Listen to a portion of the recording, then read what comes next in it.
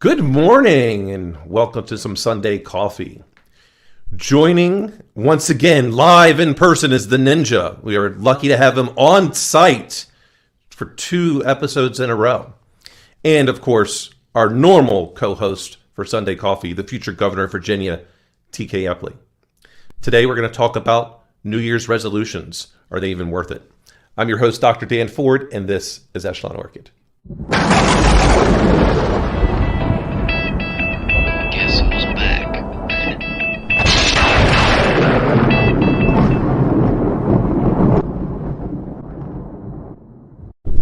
Good morning, gentlemen. Good morning, fine sir. Good morning. Got to get the mic back. I had to reposition things all the time here now since not used to having multiple people in person. Yeah, in the studio. But, it was great to have the Ninja here for New Year's. A 2 live episodes. Yeah. You just move out here, man. It's much better than North Carolina. Well, no. It's the snow, isn't it? It gets a little bit cold. I get it.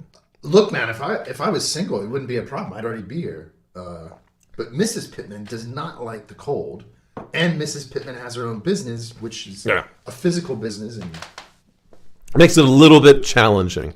And you got to take care of the chickens. yeah, that's right, man. And there's hogs now. We have a couple rabbits. Yeah. But, hey, I'm just waiting for the donkey. So am I, man.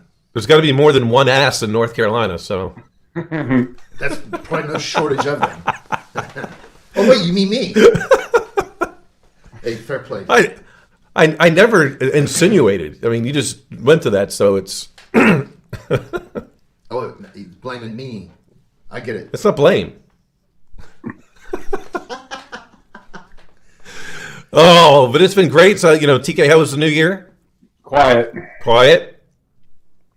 I was somewhat shocked here in that there was a lot of fireworks. I was not really expecting the amount of fireworks because the past couple of years, maybe it's now because I'm in Elkhart instead of Granger. So in Granger, I don't know, the best way I can say it is they're a little bit snooty. And I kind of always want to go, I'm like, we're right next to South Bend, Indiana. Like, can you really be snooty? Like, I grew up in Annapolis, and there's people with money in Annapolis. They literally have a place in Annapolis. It's called Ego Alley because it's right in downtown Annapolis. It's where everyone brings their big, huge, friggin' super yachts and parks it right up, and then they get off and because they can just go bar hop, bar hop, bar hop. I'm like, that's money. Yeah, while Captain Stubing waits on the boat to pick them up and drive them home so they don't have DUI. Yeah. It was a little strange for me, man, because, for the last 4 years, we've been out on the farm, and, like, the loudest thing on any given night is either some farmer shooting a deer or somebody's dog barking. Like, the concept of a New Year's celebration like it is here or what we had in California just doesn't exist. Yeah. Well, it was fun. We had a few people here, not a lot. No. We've become kind of friends with the folks that do the cryogenics, which is I'd always been meaning to ask Nicole, who's the wife, and Marty, who's the husband. So Marty still is a firefighter for the city of Elkhart, and Nicole was a firefighter, and now she teaches firefighting, but has a little small business with that cryogenics. Has got all those like the vibrating tables and getting me down to a negative 178 degrees, which is great. So when they're there, I'm like, look, I have to ask, who taught who how to firefight? And so evidently, Nicole actually joined the force a few months before Marty did, but that's how they met. Was they were both firefighters. They were cool, and then my old deputy Dolores was here, and so it was nice to always see her because I really enjoy her company. Yeah, she's a good person, man. I like her. Marty and Nicole were neat to talk to. Those are new people. Yeah. And then unfortunate, 2 of my other friends out this way, both them and their families got COVID. So, and my one buddy, Steven, he's got he's a little bit high risk, but I'm like, hey, dude, go get monoclonal antibody treatment. He's like, I don't even know what that is. I'm like, well, because no one's talking about it. So I said, go get this stuff done. He did it. He's like, the next day, I was like, hey, how you feeling? He's like, I feel great. I'm a little tired, but I think I overdid it. I'm like, well, you overdid it because you felt good, and now you're tired, at around 4 o'clock because, hey, your body's still fighting this thing off. Mm-hmm. But like the infusion works. Like, get it done. Why suffer? I just don't get that. Why? I don't understand why people with modern medicine choose to suffer when there's something there that can alleviate the ailment. Like, even if it's Tylenol. Like, I know a lot of people that are just, I've got a headache. Well, why don't you take some Tylenol? No, I'm just going to, suffer through it. Right. I'll take some. I feel like somebody's got an ice pick in my head. Yeah, I'm like, I would rather I'll take a Tylenol, and maybe it's because I'm a little bit dehydrated, but I want that headache to go away faster, so I'll go drink 2 glasses of water with my Tylenol. Yeah. I don't know, man. I think it's a fair question. I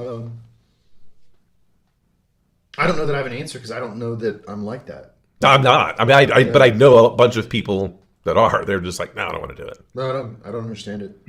Yeah. Like, my debate, even because my wrist is still hurting from all the manual labor I've been having to do, which is not something fun. And I'm still like going back and forth, like, I should just go and get a cortisone shot, but I have this aversion of needles. I just, okay. And a cortisone shot is not pleasant. No. When you walk in, just lay down on the floor so you can start where you're going to end up. Yeah. Well, I also know, like, the cortisone shot is not a pleasant No, that hurts like hell, dude. Yeah. That hurts. Well, especially if you're doing it in a joint, because they'll get it down, they'll move the joint around while, so there's a lot of things that go on with that. Yeah. And I'm not quite now with my shoulder when I've had to have that done. I'm like, all right, I'm in so much friggin' pain. Yeah. I need to get that done, and I just did it. But I'm like, I'm okay as long as I don't go this way, which is how that happened. I wasn't really paying attention. It was drilling, and then it jerked, and it went all like, all right. And then I don't stop. I still keep doing jujitsu. I just don't give it a rest. I don't know, man. I think I tend to have like a personal little checklist.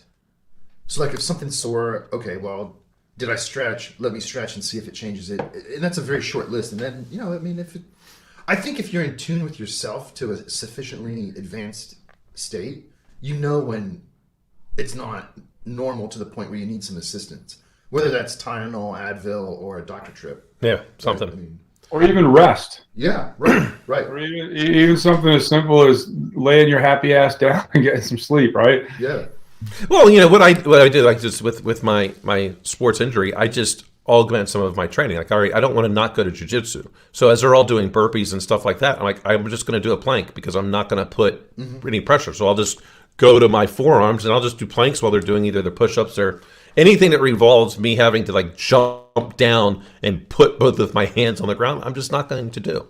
I'll do something else that gives me the same, in a way, same thing. Like even with the planks, as they're doing that stuff, I'll do, I don't even know what you call it, but I'll just kind of like, almost running man it, to where I just try to take my knee and bring it up to my opposite shoulder underneath while I'm doing a plank. Mountain climbers. Yeah, is that what I call it? Yeah. I'll just do that, like doing something. So yeah.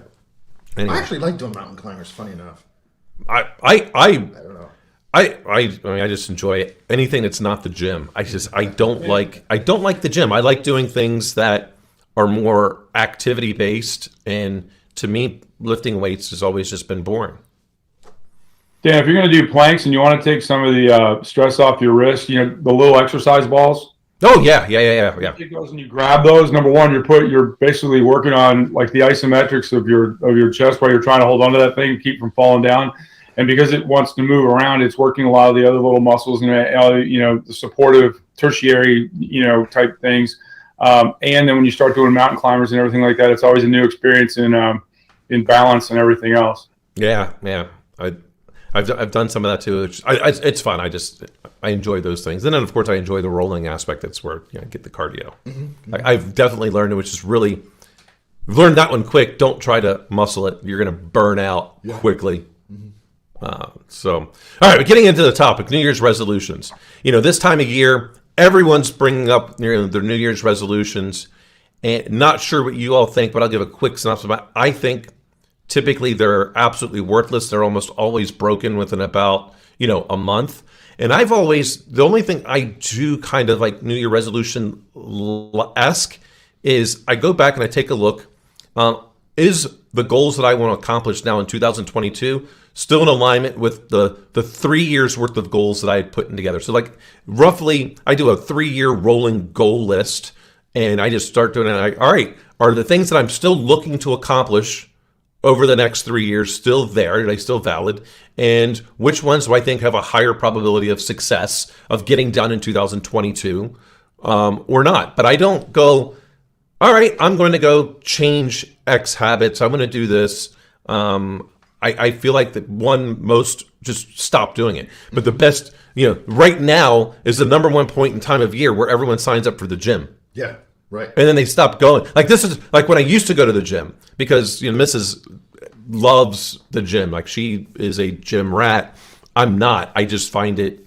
But I would go because she wanted company, so I would just do it. And I'm like, I hate going January and February. Mm-hmm. Yeah. Way overcrowded. And so I'm like, hey, we should probably figure out a different time slot. And then in March things would calm down. Mm-hmm. But that's my basic synopsis. TK, what do you think? I'm with you. What we're talking about is, just some measure of discipline. I'm always reminded this time of year the old joke that I need to start a bar called start a gym called Resolutions, that in March it turns into a bar. And so you've got January and February it's a health club, and then the rest of the year it's a bar. Again, I think it comes back to the easy button. Is everybody wants the easy button, and I don't care what it is in life. It takes work, right? In order to achieve anything.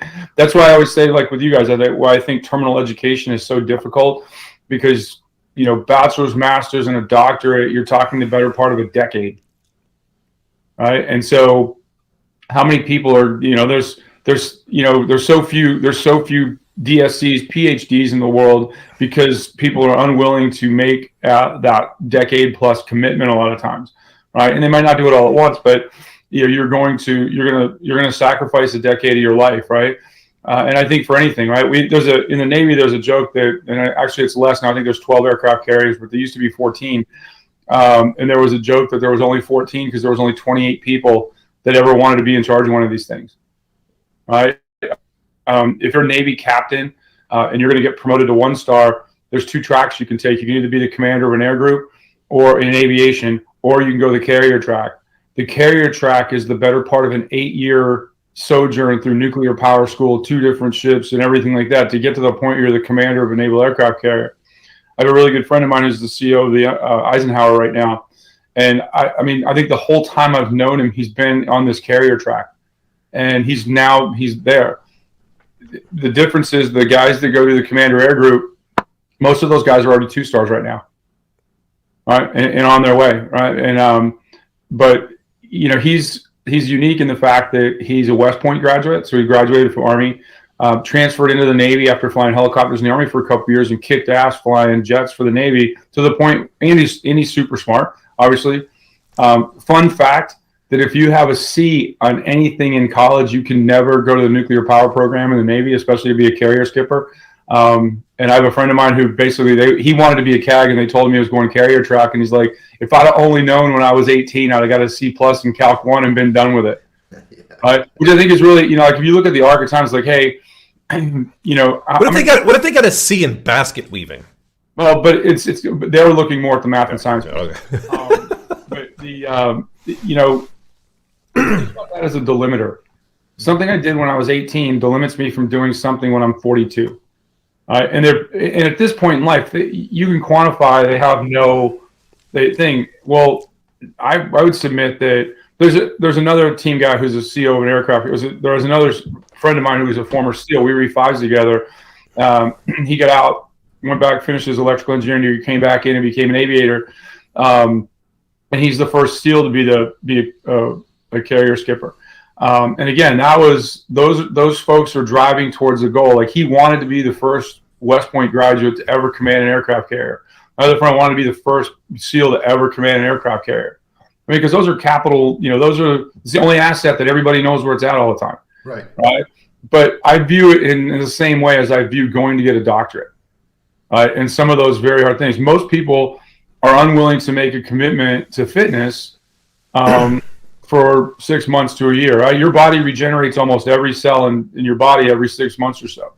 Well, if we would spend as much time talking about things like that as we do about which pharma company is going to solve my problem next, and not making organic foods, so they're not making the process of considering something organic in the market to be this long hard slog to get there, we'd have a different outcome, right? And it's what do you apply effort to? And most people in life are sheep, and where's the next easy button, right? And nobody wants to do any research anymore either. Nobody wants to read up. And and COVID's done I think if people pay attention, I think COVID's done the best to highlight that if you do any research and you disagree with the dominant paradigm, what's going to happen, right? And I'm not anti-vax at all, not even a little bit. I was in the military for 20 years. There's more. I've had more vaccines than probably most everybody. But even when the anthrax vaccines came out, we were allowed to question it, right? And I think now, all of this. Hey, we've made it so easy for people in society now to walk into a doctor's office, and doctors are attuned, I think, to a certain extent, not to give the ground truth to people, right? And they soft pedal obesity and all the other, in particular obesity, as a function of health. And when you start talking about, we joke about, hey, I hate going to the gym January and February. I think there's two ways to look at that. I was at the gym. Goes back about 6 months or so. I was at the gym, and there was an obese lady that started working out. And you can imagine the struggle she's having just some basic stuff. But you know what? She was there. Right? And there were a couple of other ladies in size 2 Lululemon pants that are there all the time parading around the gym. And under their breath, not so quietly, they were saying things that weren't probably shouldn't have been said. Right? Even if you're thinking them, don't say them out loud. Right? And, myself and a couple of folks that were there walked up to her and said, hey, you're doing a great job. Keep it up. Right? And sometimes that's all it takes. Right? And I think what you're really talking about is New Year's resolutions are largely useless because they're not backed up by a plan, right? And they're not backed up by any support system. Usually, it's internal.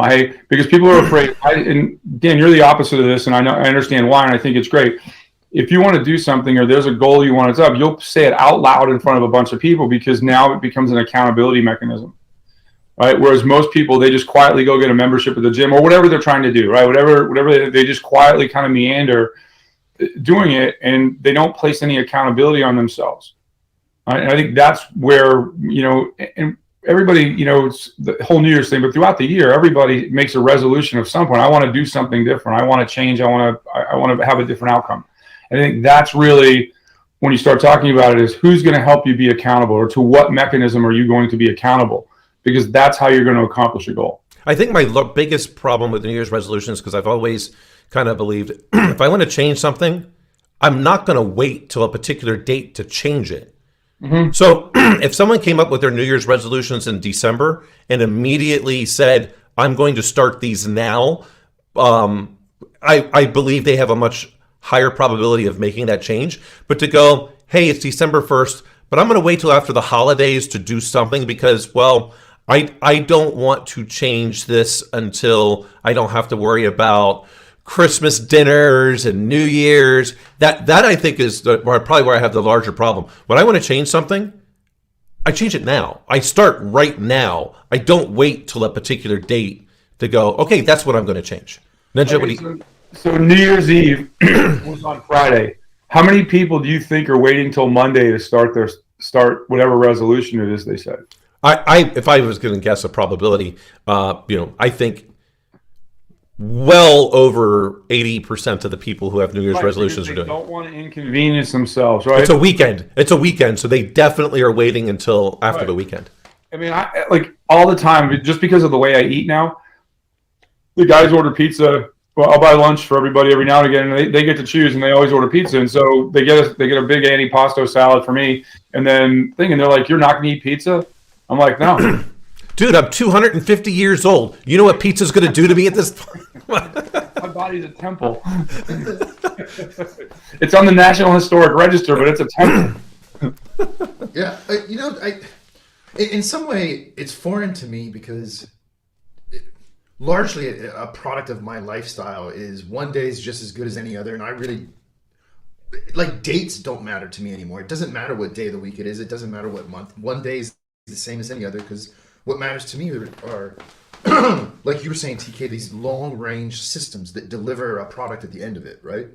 Now, I understand why people think this barrier of a transition of 1 year to the next represents an opportunity of saying, I'm going to do this. But what I find interesting about New Year's resolutions is they're almost always the opposite. They're almost always, I'm going to stop doing this.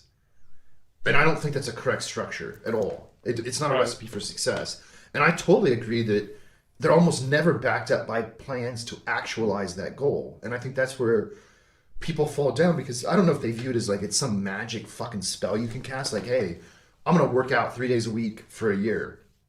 And that's just the wrong way to go about it. If you're going to set, I'm going to call those micro goals, right? The right thing to do is, and I think we talked about this one time years ago, like when I started running a lot. My goal was simply my goal was get up at time X and put on my shoes. That's it. And where people fall down, especially like with the gym, right? Dude, it's not easy to get up, get dressed, deal with all your normal human bullshit, and go to a gym with a bunch of people you don't want to be around and do something you don't want to do. And there's all those opportunities for, well, fuck it, I'm not going to do it today. Oh, it's too cold, I'm not going to go out and get in my car. Right? When the goal should be, I'm going to get up at X and put on my shoes. And that's a loose example, right? Right. That's how you create success that's sustainable. And I totally agree. I don't know why a year is a magic number either. Right? Like we were talking in the pre-show, I've been helping this group at Booz Allen. And it's really specialized future technology prediction work. And listen, man, that really is the culmination of almost 2 decades of work for me. And it started with when I started my planning for my doctorate. That was the vision.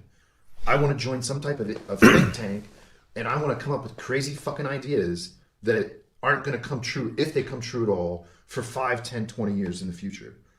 But that's, 20, 15, 10 years of constant realignment and working towards that. Yeah. Well, when I go back to last year, right? So I had it wasn't a resolution. I had a goal for 2021. Mm-hmm. Produce alcohol in the distillery. Like, that's it. Produce it. It's legal. And get something out there with the equipment. Now, finish that on December 31st.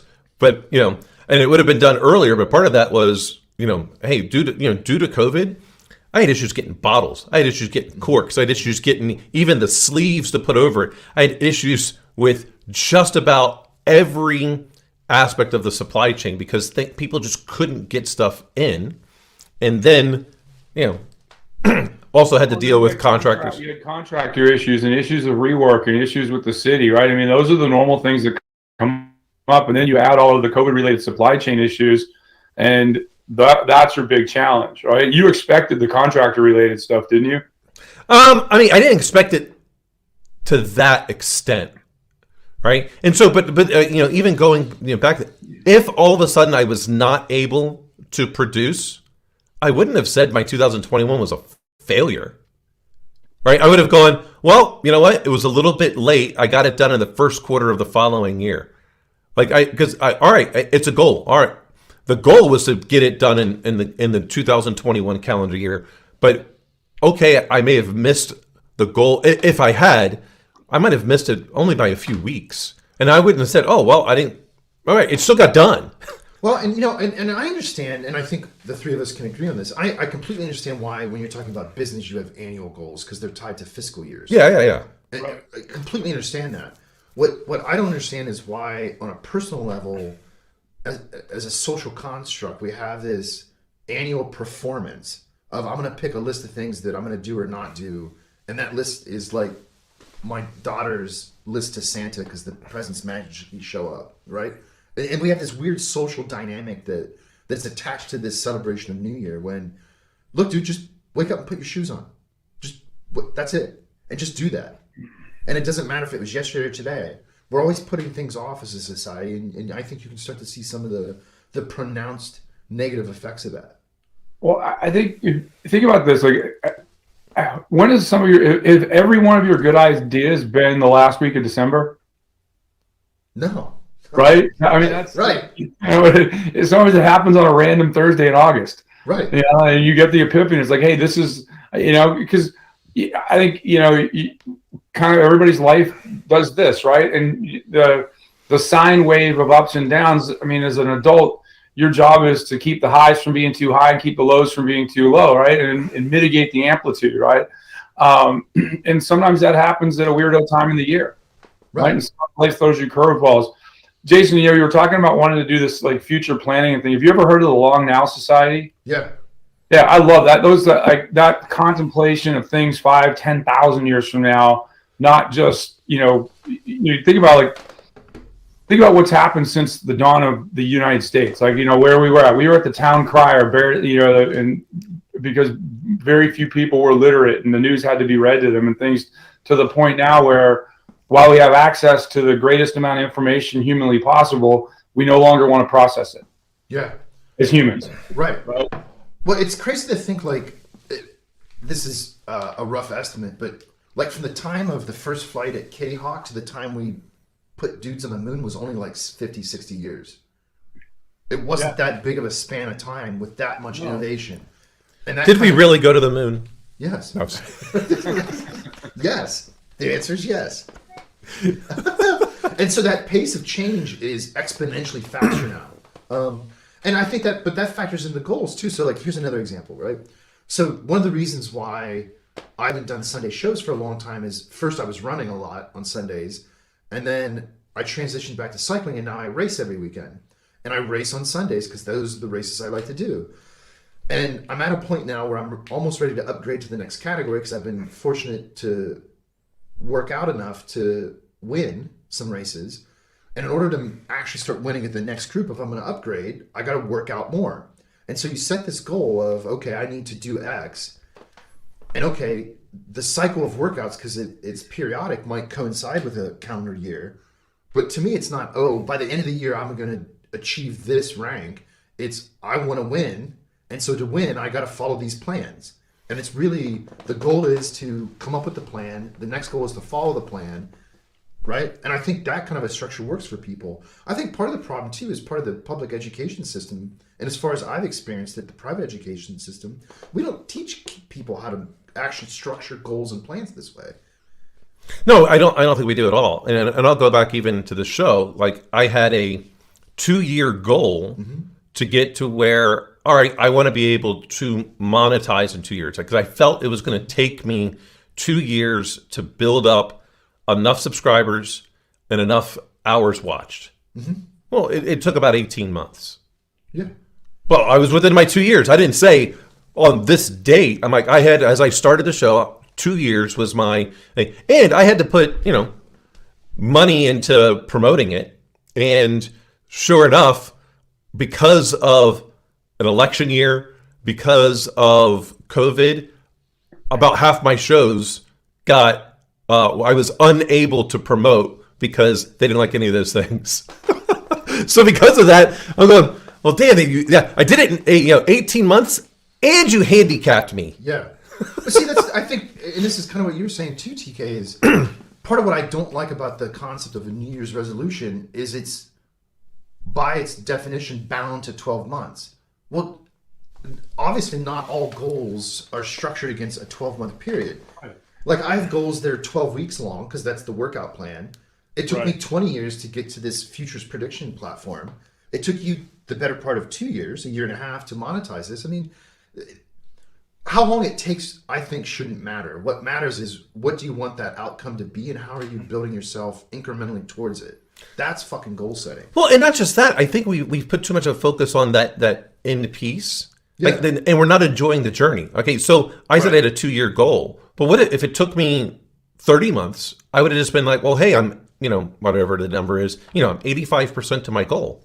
But I'm still making progress. I didn't go backwards. Right. And so I think if people, when they set, that's why I like that the goal setting rather than like the resolution aspect. I want to do this. It would be nice if I get it done in a year, but I'd like to check my progress. And am I still making consistent progress period over period? And if at the end of the year, when I measure it, that's when you want to measure it, like, whatever, hey, however you want to measure your goal, if you want to do it annually, hey, so be it. Did I make consistent progress month over month? Because you don't know what life is going to throw you. Yeah. So just keep on moving forward. Don't take a step backwards. All right, I made 85% of my goal. I would say, well, don't stop. Yeah. Wait till you can still go get to your 100%. Okay, it took you 14 months instead of 12. Or in your case, hey, maybe your program gets something happen. Instead of you going through that aspect of 12 weeks, maybe it took you 16 weeks because you got an injury or something. Yeah, right. Or that caterpillar stung you again and you had to go to the hospital. This is aerodynamic. Trust me. I mean, a lot of times when people make goals, I don't understand how they quantify time. Right. And that's, I think, the problem is they'll say, hey, I'm going to do this in a year. Well, okay, so what's the basis that's leading you to that assumption that goal is going to take a year? Exactly. Right? And so sometimes it's your own ignorance, right? The thing is, like, let's use the workout example. So if I say, hey, I'm going to go to the gym, right? People don't say, hey, I want to get healthier. Right. And so they make the assumption that just by showing up at the gym, they're going to get healthier. Right. There's a lot of people that show up at the gym and just walk around for an hour, lean on machines. Right. And so I think if you're going to say I've got a plan, how am I going to quantify success? Right. Am I going to quantify success in the mirror? That's part of it. Right. You want to look better. You want to be, that's part of, there's always going to be a bit of ego that's going to creep into these things, right? But what's the first thing I need to do? I probably should go to the doctor, and I should probably have an exhaustive set of labs taken, right? Because that's going to be my baseline, right? I mean, I'm just talking, this is like for anything, but the fitness set thing is easy for me to quantify. Mm-hmm. I'm going to go get a basic set of labs taken, right? Then based on that set of labs and how I currently eat, I'm going to restructure my diet, right? Because 90% of people's physical fitness problems are at the dinner table. They're not in the gym. Right. And then I'm going to go get a workout plan that reflects what my goals are. Mm-hmm.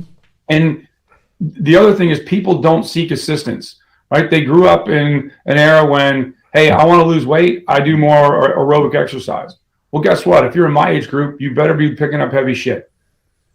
Right. And accelerating creating lean muscle mass to keep you young. And that lean muscle mass will then burn fat, right? And now throughout whatever goals, I want to get down to this body fat, right? I want to get to this, I want to, whatever goal I want to achieve, but you're doing it with a plan that's backed up with something that you can quantify, right? I think from a business perspective, I think, whenever it's why you do business planning, and granted now with businesses, if it's a public company, you've got quarter to quarter goals, but you also have annual goals. Mm-hmm. What's my roadmap look like? Right. And what's my roadmap for life? Right. We do it for products all the time, but what's my roadmap for life? And along that roadmap, what are quantifiable goals? In software, we say, hey, anything more than a year, you're basically starting to guess. Right. So in my life for that goal, where do I start to guess? Right. What can I control finitely early on in the first 60, 90 days?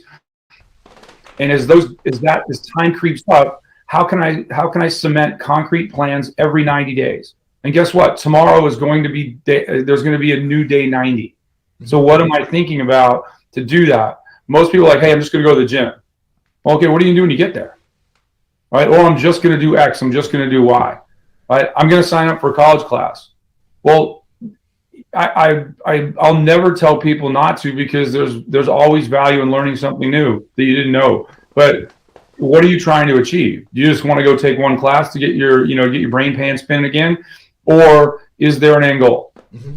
Right? But I think people look and they go, I mean, I got to eat the whole elephant today, and they're like, no. Like, break it down into things that you can consume. But in the case of fitness, my personal opinion is the best way to quantify health is through labs. Oh, absolutely. And we'll take the health as an example, because last year is when I started really taking a look at, for myself, all right, I want to be healthier. And I really started down that path, started it in 2020. Like, how can I be healthier? Because, hey, all this stuff with COVID was going on. I'm like, I don't feel like it was great. 2021, I turned it on even more, because I wanted to figure out much more about how so in 2020, I started getting all the labs done. Right, I need data. What's really going on? I did my first question to myself was, well, what labs should I get? And so that's why I wound up doing 23andMe and did the whatever the one that comes back with some stuff, and then I uploaded that to another site to figure out what kind of potential genetic dispositions might I be need, and then what lab should I go and get. Right. And so then I did that and got all the results, and I'm like, all right, well, what do I need to do for this? And then it just it took a while, but I didn't say I'm going to do this now. I'm like, my goal, I want to be healthier. Mm-hmm. And so in 2021, I was like, all right, now I've got a bunch of data. Now I'm going to start trying some different things. And part of that got to this carnivore-like lifestyle, to do it as an elimination diet. And I figured out which other things don't do well with me. And then I added in, because I don't like the gym. It's just not fun for me. I enjoy martial arts, but there's no real martial arts place that I was used to training in here in South Bend. But I found a jiu-jitsu place. And so started that in end of June. And that just really amplified my ability to get healthy. I was not, I didn't have a goal set in my mind as to, I want to lose this many pounds at this particular thing. No, I want to be healthier. And so I got all the stuff to start doing it. I started really focusing on my sleep with the Oura Ring. We went and got this smart scale called, I'm probably mispronouncing it, but it's REMPHO, RENPHO, because it's a smart scale. Measures everything from your water, how much water weight, so if you're dehydrated or not, your muscle mass, your BMI, all those things. And I went, oh, what's really bad? Probably what's really hurting me, the fact that I'm dehydrated. Mm-hmm. So I focused on how am I going to not be dehydrated? And as soon as I hydrated more, weight came off. Mm-hmm. Right. If you're not properly hydrated, your body goes into a protective mode to try to do that. And it's like, we're not dumping anything right now because we don't know what dumbass is doing. Yeah. Yeah. Right. I think the number one thing for me personally is, I went through largely the same thing. It's like, get a basic set of labs, and then I did Cleveland Clinic. I came back, it was like 11 pages worth of labs, right? And a lot of it speaks towards inflammation. And having arthritis, at the time I was on a lot of meds. And I did not want to be on those meds. And that's under the guise of, hey, I want to get healthier, right? So my thing is I want to get healthier, and I want to lose body fat, visceral body fat around the organs and stuff like that. And that's more of a diet thing. Actually, it's almost all diet. And then I want to lose body fat, right? And I want to maintain a much lower body fat profile. I don't take anything for inflammation. I also, much like you, Dan, is I cut everything out of my diet that caused me inflammation. Mm-hmm. I don't drink beer anymore. I don't eat bread. I don't like all of those refined carbs and everything that just make you hang on and have inflammation. But again, it was largely the same type of path. But mine starts back in 19 really. And this concept that having done exhaustive labs and then using genetic testing and uploading that genetic data to health-borne websites has really given me a much greater confidence in what the genetic testing says, right? And genetic, as you guys know probably better than I do, the genetic testing and what they can extract out of that, what data they can extract out of that changes almost daily. Right? There's really smart people every day of the week trying to figure out, hey, what's the next thing we can find from your genetics? Well, when I did the blood work, it said I was deficient in vitamin D. Right? And so made a recommendation that I take 10,000 units of vitamin D a day. When I got the genetic testing back, it said I'm genetically predisposed to be deficient in vitamin D, along with a bunch of other vitamins, right? And so I think balancing those two out, but certainly in the short term, I still think the best way to figure out your overall health is through labs, right? And it's not just a blind pig in a poke lab. It's like, hey, I want to know this, I want to know that, and a lot of times especially the primary care system is not geared towards people that want to get healthy. Right? Then, my primary guy preaches the food pyramid. You know why? Because there's liability about preaching anything else in the U.S. And so the medical group that he works for advocates that he preaches the food pyramid. But food pyramid was made by the grain manufacturers, shockingly enough.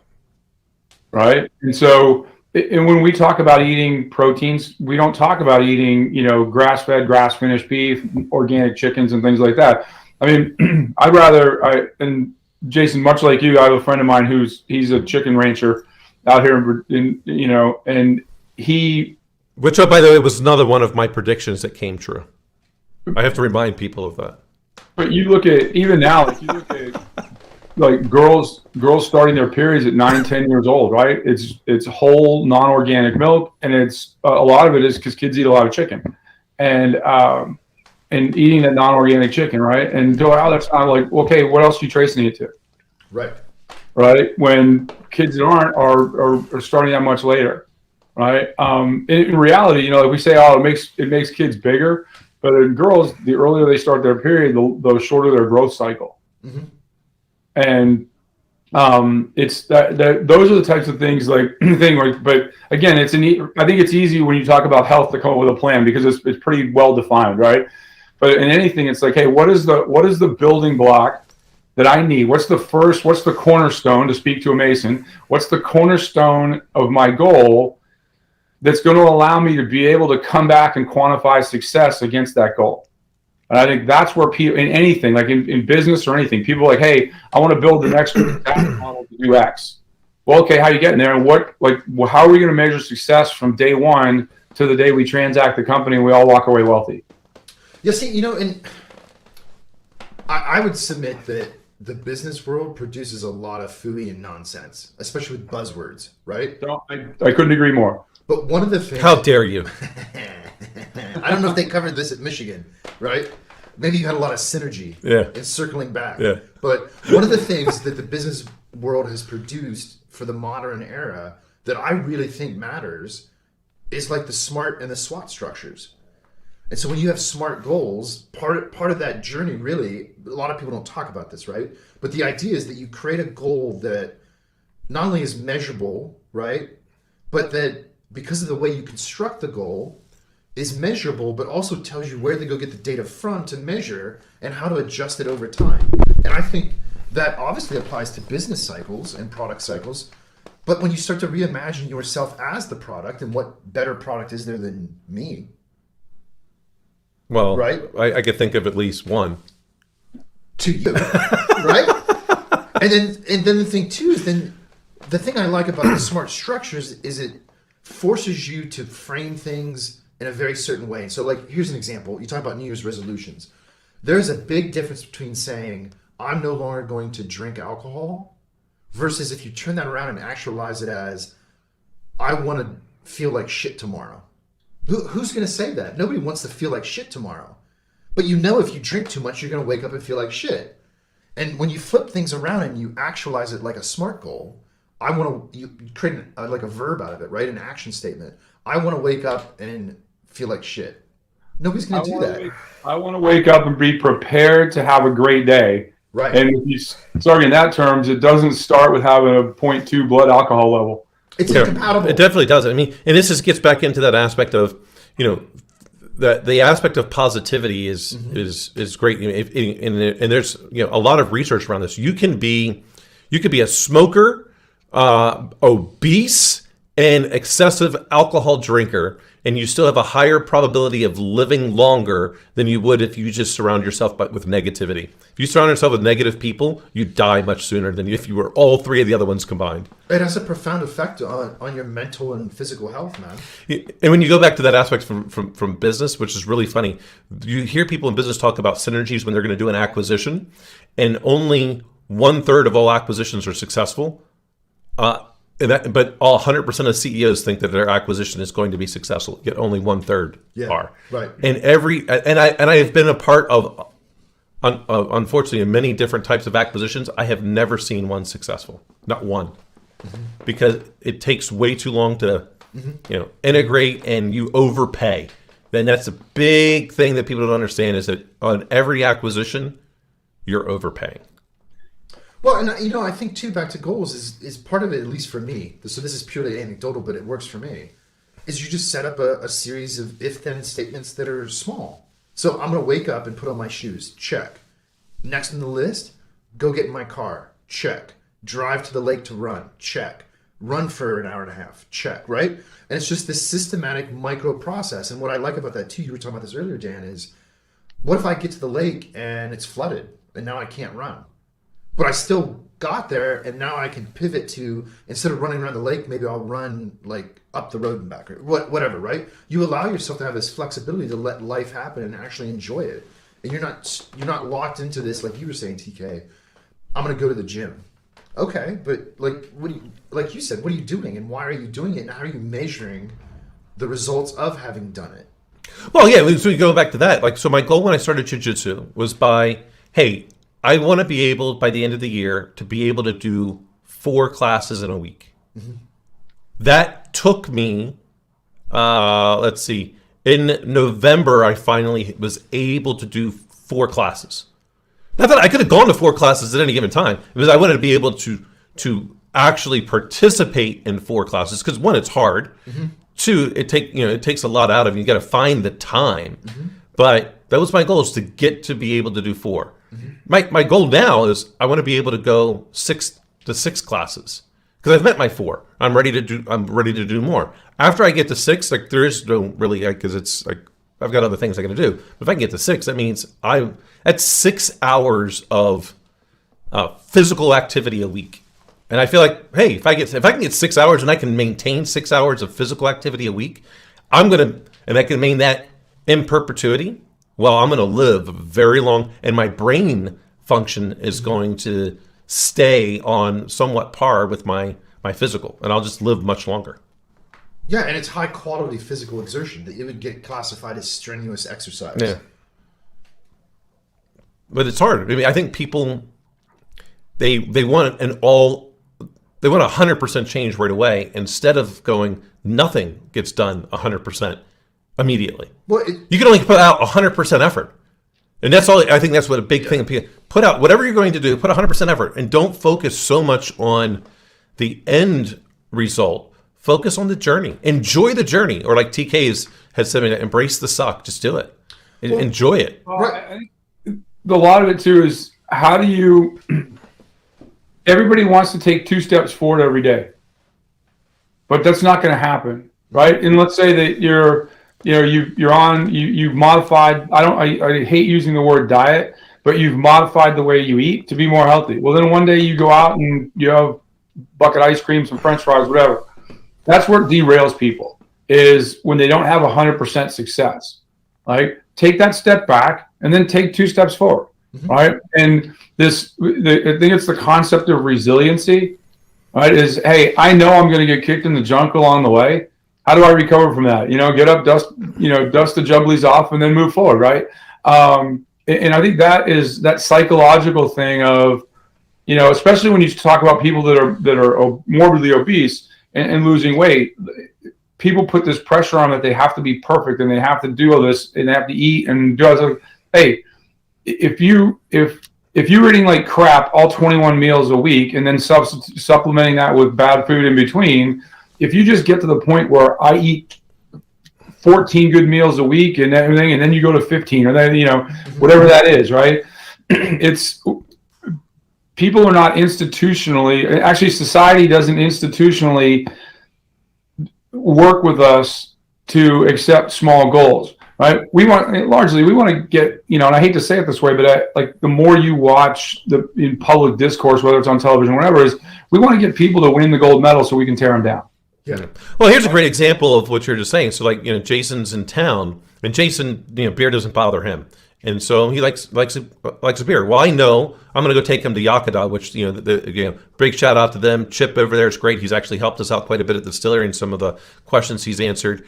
And it's a great little microbrewery. Well, I know I'm going to have a beer. I enjoy beer, but I don't have it as much. But I know what I'm going to. I better take a gluten pill.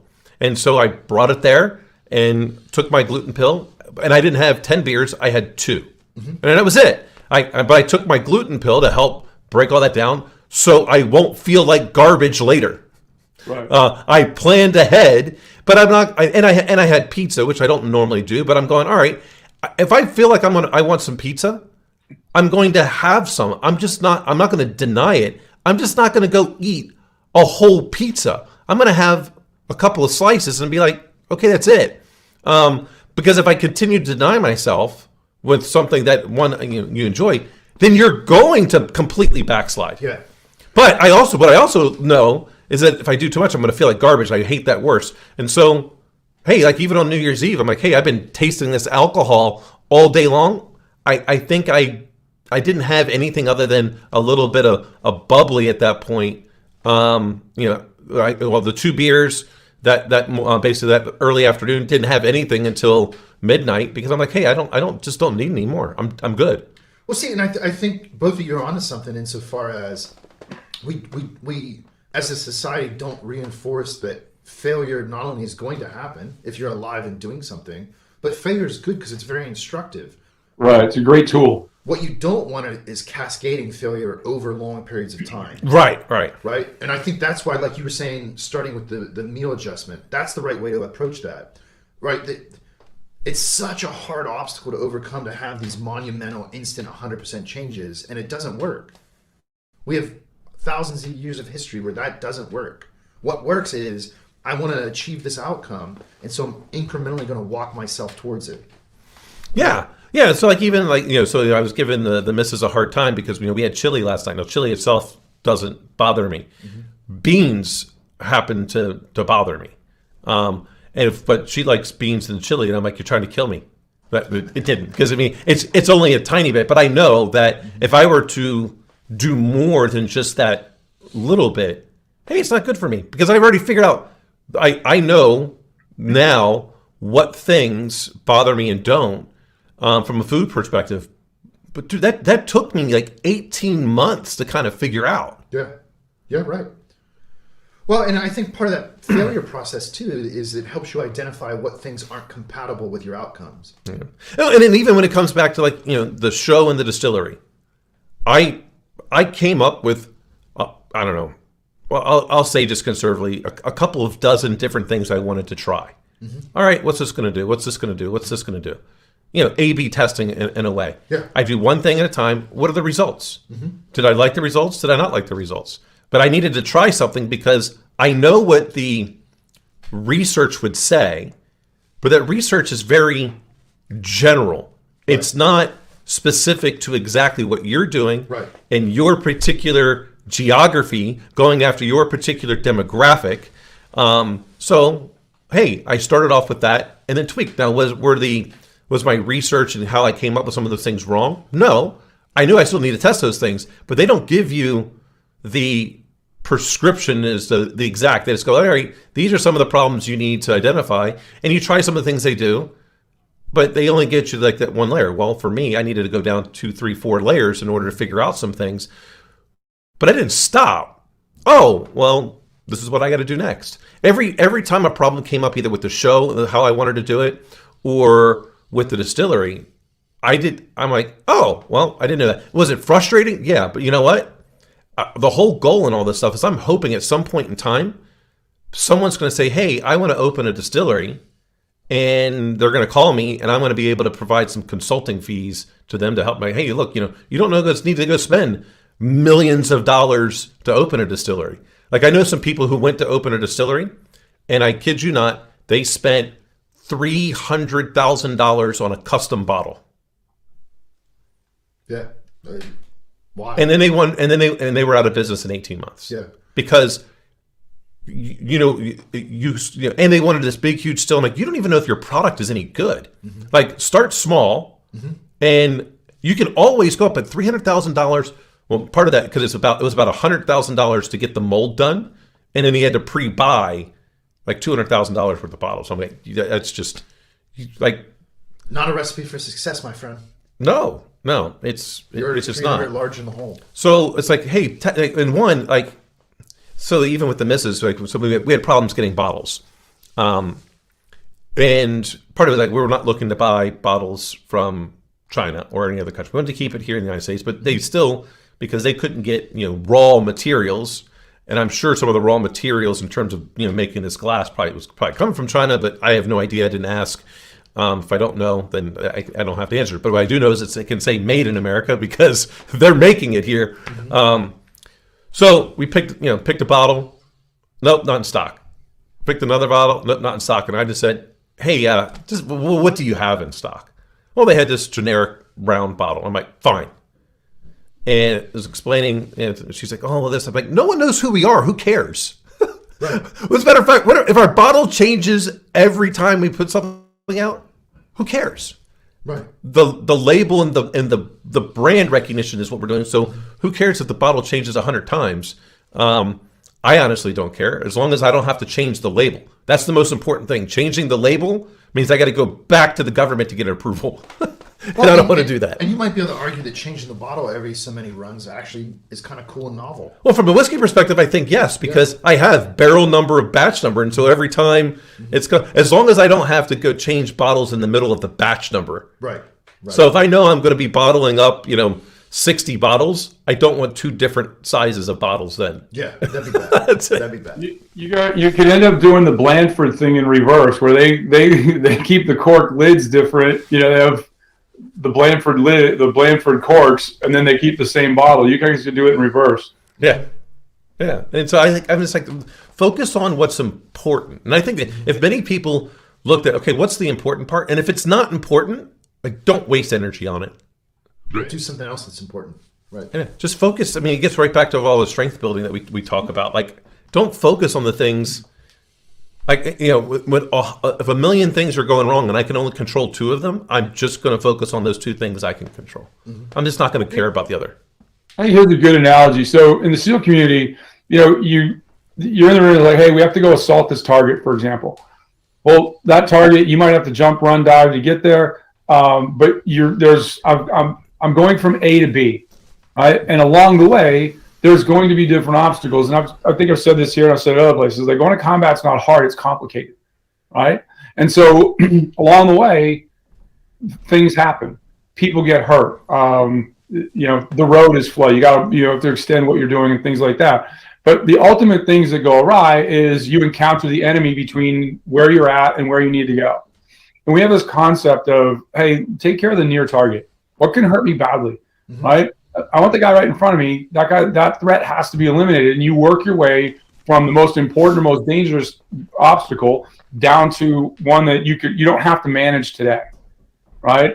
I think some leaders in particular, they may not be good at the obstacles that are right in front of them. So they want to focus on the one they can fix, which is down there. Well, hey, dragons and everything are right at the door, right? Like, let's, get the fire extinguisher out. Let's do all that stuff and then move on. And I think that when, again, it comes back to this concept of how am I going to measure success, right? What's the blood type? What's the blood test for my business? What are the labs for my business? Like, how do I measure from A to B? And at some point, when I look at what I have and where I started, what's the assessment of how far back I have to step to go now make it launch forward deep into the next whatever time span we're there. Yeah. And I think from a business perspective, especially when you're either you have investors, for example, because there's an overhead. It's not just you and a big bag of money where you can do whatever you want. They're like, well, you were here. Well, technically, I wasn't here. Technically, it looked like I was here. There was something shiny and everything like that. But when you open it up, like when you started looking inside, the labs, metaphorically, the labs on that widget that we're building didn't look so good. So we had to go back and we had to re-engineer things. We had to do things. But a lot of it starts with people don't look at the near target, right? And the near obstacle, right? And I think, someone's like, that OODA loop, right? What's the constant every day, every half day, whatever it takes. Like some days your OODA loop is not instantaneous, but it's multiple times a day. And some days it's like for a month. Mm-hmm. It's in conjunction with your SWOT diagram or your smart, the smart things. And it's like, I think people get myopic, and I think we started off about personal goals, but people get myopic about it because they don't see instantaneous success, right? And obesity is if you look around at the national health crisis, my personal opinion is the number one national health crisis we have is obesity. Right? And I mean, it's not getting better. COVID certainly didn't help that. Teenage obesity is up, I think, almost 60%, if I read the numbers right the other day, which is, as a parent and as an adult inside who thinks the most important thing we can do as adults is make sure the next generation of people are not dumbasses in the education and that they're physically and mentally prepared to go. Just before COVID, it was 28% of young folks were considered to be obese. Now it's almost 50%. How many of those people are precluded from ever defending the nation? Well, it's quite a bit. This is what's interesting to me. Like, we all know that obesity doesn't end well. Mm-hmm. Well, how is high fructose corn syrup still even allowed? Well, because if you put fire suits on every congressperson and every senator, and the bigger the logo is the amount of money they've taken, that's where you're at. Why do we put corn in gas? There's no reason to do that. There's absolutely no reason to put corn in gasoline. This is what's probably even more surprising to me. And this was going at me. Yeah, several years ago. This is when my boys were a little bit younger. I went to go buy fruit juice, and then I looked at it the back of it. I'm like, why are we putting high fructose corn syrup in fruit juice? Mm-hmm. So then I had to go find ones that didn't have it. Do you know how difficult that was to find a fruit juice that didn't have high fructose corn syrup in it? It was not easy. Mm-hmm. No. And the whole reason why I wanted, their mom doesn't cook very healthy, and so the only vegetables they ever got was basically green beans and corn, and so basically everything was a turnoff. So I'm like, all right, I need to make sure my kids are getting a healthy dose of fruits and vegetables. And primarily I wanted vegetables, and that, fruit juice kind of masks it. And, thankfully I found some that were like that. And I'm like, oh, this tastes pretty good. Definitely tastes like fruit juice. But I could go, it's got sweet potato in there. It's got this in there. It's got this in there. And all right, you kids are going to drink this. And I would go and buy like 4 of the bottles. And then when I had them for those Friday to Sunday, I made sure those 4 bottles were basically gone so that I knew they had at least the juice of these vegetables. But it was difficult to find stuff that didn't have. It still is difficult to find stuff that doesn't have high fructose corn syrup in it. Yeah. Well, it's cheap. I mean, people talk about what the number one biggest threat to Americans is right now. I personally think it's sugar, because it once your insulin mechanism is out of whack and everything like that, nothing good in your body happens. Yeah, I mean, it's a big reason why I replace sugar with pure maple syrup. Yep. Shout out to our Canadian friends. Yeah, I mean, I use that for my coffee because I have a sweet tooth, but it is, I don't know what's it called, like glycerin or whatever sugar happens to do to your body. It's lower. Oh, the glycemic index. Yeah. Lower glycemic index. Yeah, because I have a sweet tooth. So what I've just decided to do is I'm going to go to things that are better for my body. Yeah. All right. It's not processed, but Anyway, well, all of what we've been talking about this morning comes back to one thing: discipline. Yeah, absolutely. Right. Yeah. How you manage. You don't have to be perfect. You just have to try more than you've tried the past. Well, I love my aspect of saying, hey, just look for 2% change month over month. Don't try to do 100% at any point. And 2% over a month, that's a lot. But it's small increment. It's manageable. But if you get improved 2% month over month, it's about 26% over the course of that year. And every, I think it's every 42 months, you will have improved 100% from where you were. Mm-hmm. That's all. Just 2% month over month.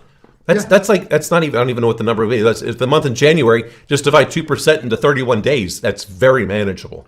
Well, I would suggest as a finishing thought to take of the 2%, take 1% and dedicate that to how do I outsmart myself.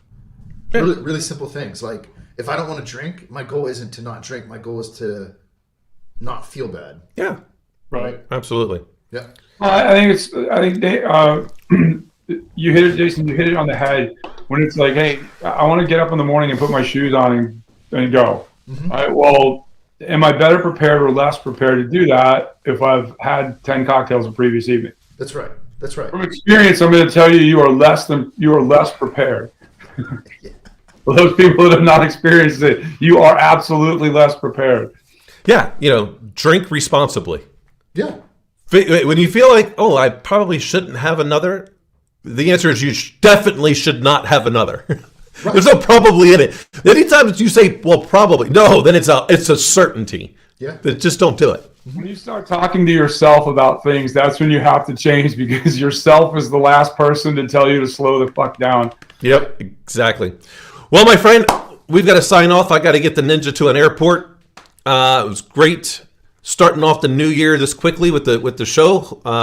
I've got some goals, basically, to kind of help these small businesses here in Elkhart. And so I'm hoping pretty soon we'll have some, people that are looking to start businesses, maybe start elevating their careers that are here locally. I'm trying to help out these people in the flyover states and the people that are around us. So hopefully we'll start getting some small business owners or people like that are here locally, and we can try and help them think a little bit different.